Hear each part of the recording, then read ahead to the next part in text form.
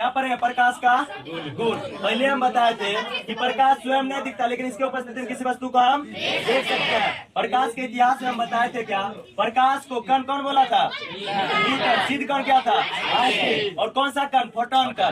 कण का दर्जा दिया गया था। दूसरा वैज्ञानिक बोला नहीं ये तरंग है, ये क्या है तरंग। उसको सिद्ध कौन किया, कौन, थॉमस यार, कौन क्या है। उसके बाद प्रकाश को हम देख कण और तरंग दोनों मानते हैं, तो उसे कहते हैं विद्युत चुंबकीय प्रकाश। क्या विद्युत चुंबकीय। और प्रकाश जो है हमेशा किस रेखा में गमन करता है, ना कि ऐसे जैसे तुम बाजार में है, ठीक है, छत्ता लेके गया है धूप में, और प्रकाश बोलेगा हम तुम्हारे माथा पे जाएंगे, ऐसा होता है। प्रकाश हमेशा किस रेखा में गमन करेगा, सीधी रेखा में, ना कि टेढ़ी रेखा में। और प्रकाश को जो है प्रकाश को चलने के लिए किसी माध्यम की आवश्यकता नहीं होती है। अगर माध्यम में चलेगा तो उसका चाल जो है अलग अलग माध्यम में क्या होगा, अलग अलग होगा। और सबसे अधिक प्रकाश की चाल क्या होती है, कितना, 3 × 10⁸ मीटर पर सेकंड। सबसे कम चाल प्रकाश का कितना होता है, हीरा में। जहाँ पे चाल कम उसका अपवर्तनांक ज्यादा, हीरा का अपवर्तनांक सबसे ज्यादा होता है। आगे प्रकाश का परावर्तन, अपवर्तन, वर्ण विक्षेपण, बहुत सारा चीज होता है प्रकाश का, लेकिन हमारा चैप्टर है प्रकाश का परावर्तन और अपवर्तन। परावर्तन उसी माध्यम प्रकाश की किरण लौट जाएगा। अपवर्तन में एक माध्यम से दूसरे माध्यम में जब प्रकाश की किरण जाएगी तो वहाँ उसका पथ क्या हो जाएगा, विचलित हो जाएगा, परिवर्तित हो जाएगा।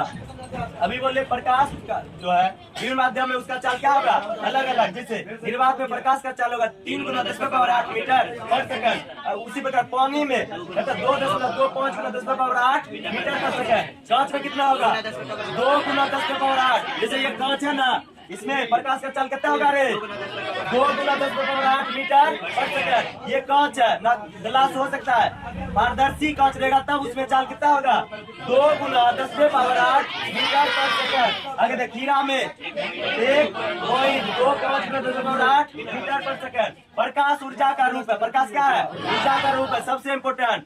क्यों, क्योंकि इसी के द्वारा प्रकाश संश्लेषण होता है। प्रकाश संश्लेषण होता है तब खाना बनता है। उसी खाना को कौन खाता है, हर जीव खाता है कि ना। पर्यावरण का संतुलन कौन, पेड़ पौधा बनाता है कि ना, वही ये ऊर्जा है। अनुप्रस्थ तरंग, अनुप्रस्थ तरंग में विद्युत चुंबक के तरंग, विद्युत चुंबक तरंग कितने, गामा किरण, एक्स किरण, परावैद्युतिक किरण, किरण, अवरक्त किरण, सूक्ष्म तरंग और रेडियो तरंग। इसमें सीक्वेंस याद रखना है। जब ऊपर से नीचे आते हैं इसका तरंग दैर्ध्य बढ़ेगा, क्या होगा, सबसे पूछेगा गामा किरण का तरंग दैर्ध्य ज्यादा कि रेडियो तरंग का सबसे ज्यादा। गामा का तरंग दैर्ध्य छोटा होता है और रेडियो तरंग का तरंग दैर्ध्य अब देख ऊपर से नीचे आएंगे तो इसका आवृत्ति घटेगा, विचलन घटेगा, वेदन क्षमता घटेगा, ऊर्जा भी घटेगा। मतलब अपवर्तन और परिकीर्णन सब चीज क्या होगा, घटेगा। हम बोलेंगे सबसे ज्यादा वेदन क्षमता किसमें होता है, गामा किरण में सबसे ज्यादा वेदन क्षमता, सबसे कम वेदन क्षमता रेडियो तरंग। रेडियो तरंग जो रेडियो चलाता है वो कभी क्षति किया तुमको नहीं।